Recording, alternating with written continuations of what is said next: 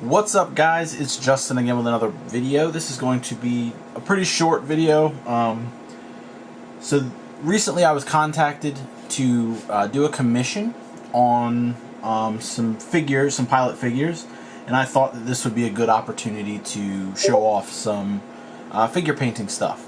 So we're going to be working on, I'm only going to show one of these, just to show the process. I figured I'd show the star. So this is, oh snap, I just broke it off. Oh well. This is Solid Snake from the 1/100 Metal Gear Rex. It might focus. There we go. He's pretty nicely detailed, I think. But I'm going to show you the process I'm going to use to paint this. So first I'm going to have to glue him back to this toothpick, and then we'll jump into it. Okay, so while we're waiting on that to the glue to dry, we're going to go ahead and make a quick wet palette. So what we're going to use is just the top of this lid. We don't need anything crazy. These are really small figures, so there's no need to use a whole lot of stuff to make a wet palette. We're going to use just some paper towels, and I'm just going to sit those inside this lid. And then we need parchment paper. Again, you don't have to be super precise with this. Just kind of cut a little square out.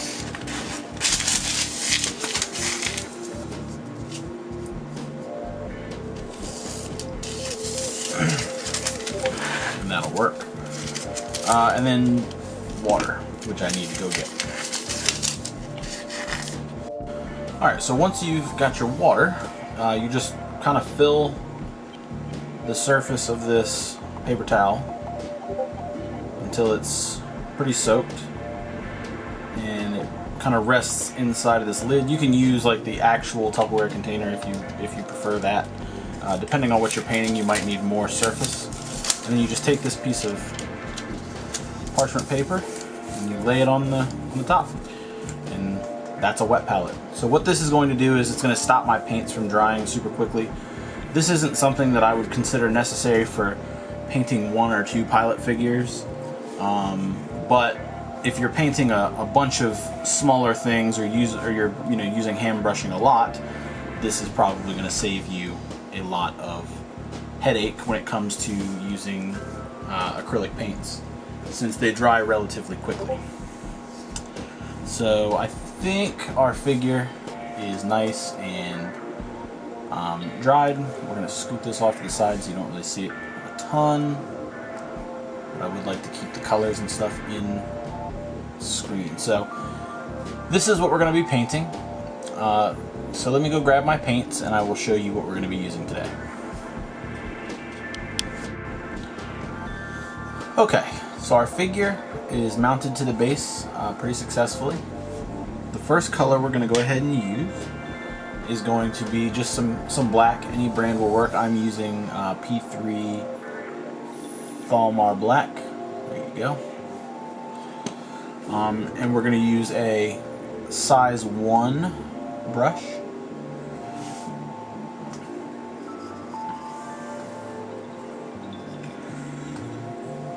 And I'm going to actually pretty much cover most of the model. I think the only thing I'm not going to try and paint is his face. So, starting with the weapon, because that's going to be black anyway.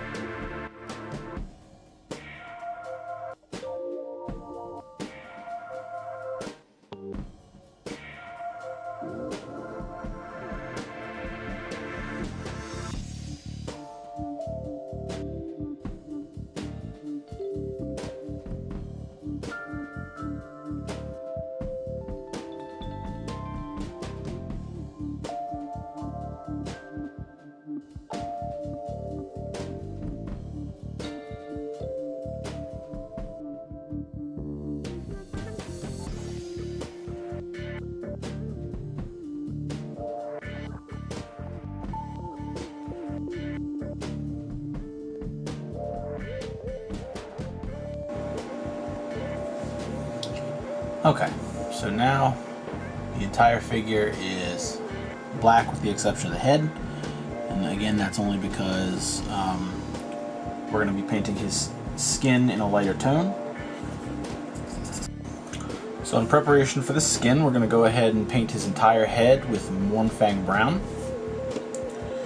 And what this is going to do is just give us a pretty decent base for all the colors that are going to go over top. So I'm just going to get in there very carefully, pick out his face.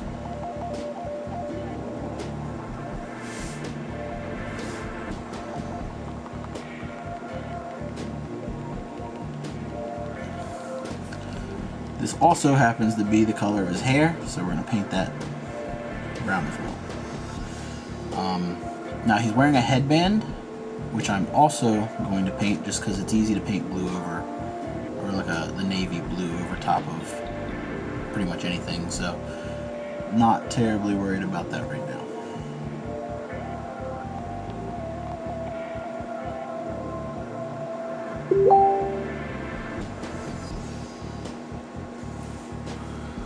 There we go. So not looking great so far, but we've only got 2 colors on the model, so we're gonna let these dry a minute, and then we're gonna come back and we're gonna start layering colors on to make things look a little better. Okay, so now that we've let everything dry a little bit, I actually came in and I picked out the headband just so that we could be sure that the headband would come across the right color. I painted it in black so it matched all the rest of the armor. So what I did off camera was I took a little bit of Titan Blue from Vallejo Mecha, and I put it on my palette, and I mixed until I got a nice dark blue with black. I just wanted to pull the saturation out. So what we're going to do is we're going to start by painting those dark armor plates. So his knee pads, his boots, his elbow pads, his chest plate, and his headband. So just come on in here and just layer this in slowly. Now you might not get really strong coverage the first time. That's okay. Just come in a second time once it's dried and apply it again.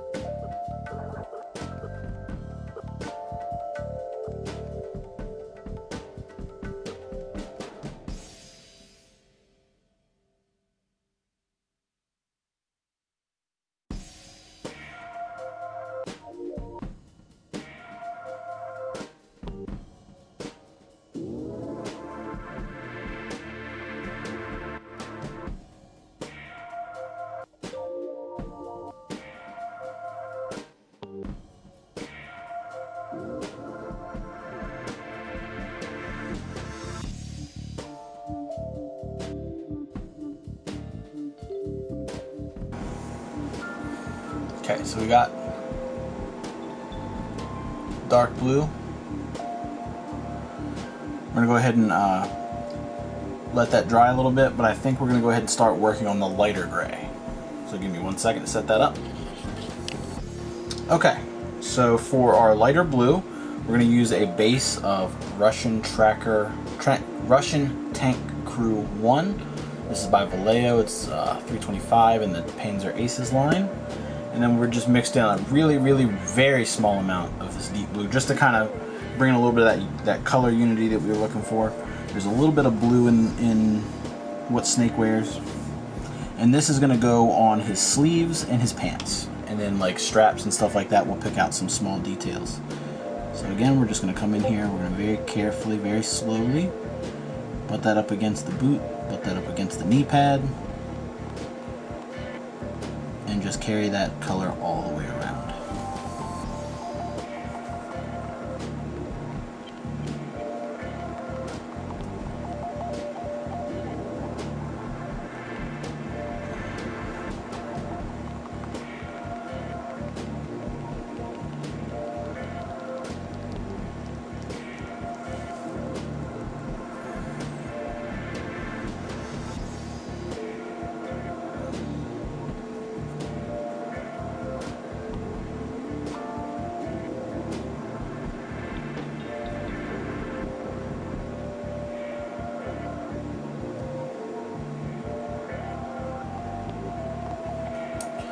You can already see where he's starting to kind of come together a little bit.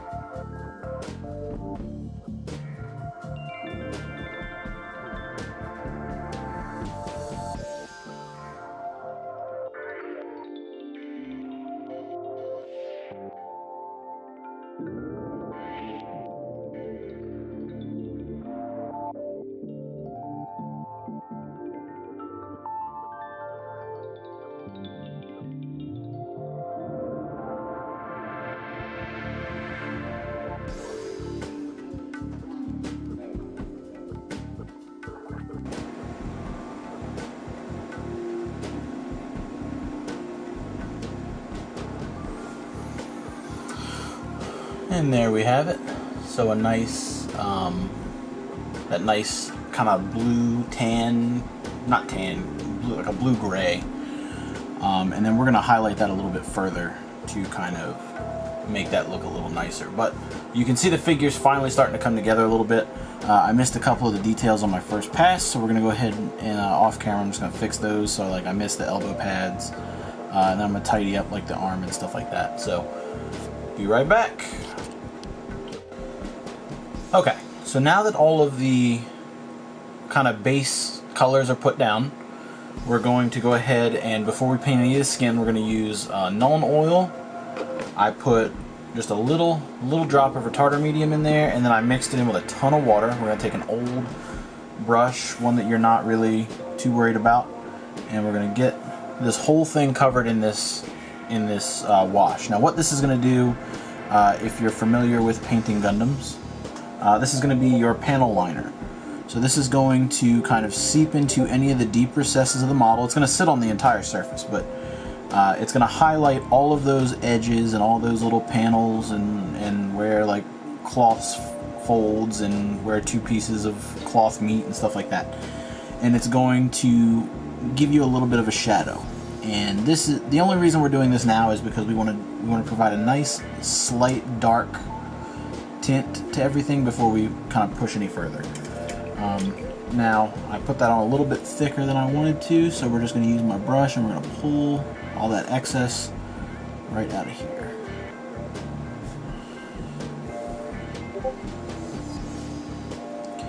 Because that will glob up, it will destroy a lot of that detail. We don't want it to look that muddy. So not the easiest thing to see in the world, but I think you'll notice the difference when it dries. So I'm gonna let this sit, and then we'll come back and we will look at what it looks like. Okay, so once your wash is dried, you just kind of come back in with those base colors again, and you want to re-highlight those areas, but try and stay away from the corners where colors meet and things like that. It'll let the wash kind of settle in and look like shadows. I just kind of dotted in a few areas of highlights towards the tops or the outer edges of pieces, and we're pretty much done. All we have left now is painting his face. So what I've done is I've took some beige red from Vallejo Model Color. This is 70.804. I put a drop of that on the palette, and we're just gonna come in here and paint his face, hopefully.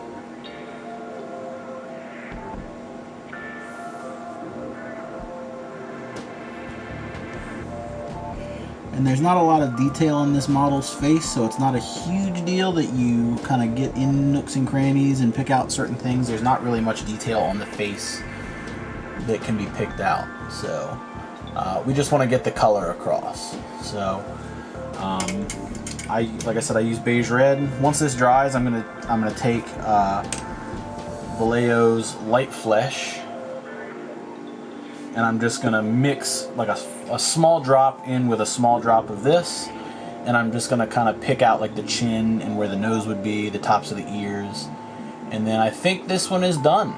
I'm pretty happy with the colors. I think it came out pretty good. It's nice and muted down. I think it's got that Metal Gear Solid look, that kind of gritty feel. So yeah, that's how I paint my figures. Now, obviously, some figures are more complex than others. Like if you were going to paint something like this is much smaller. You know, you just need to, again, try and be patient. It's not as difficult as it might seem originally. You just need to be smart about how you block your colors in. So that's Snake. Hopefully you guys enjoyed, and I'll try and put a gallery up of all the figures once they're done. See ya.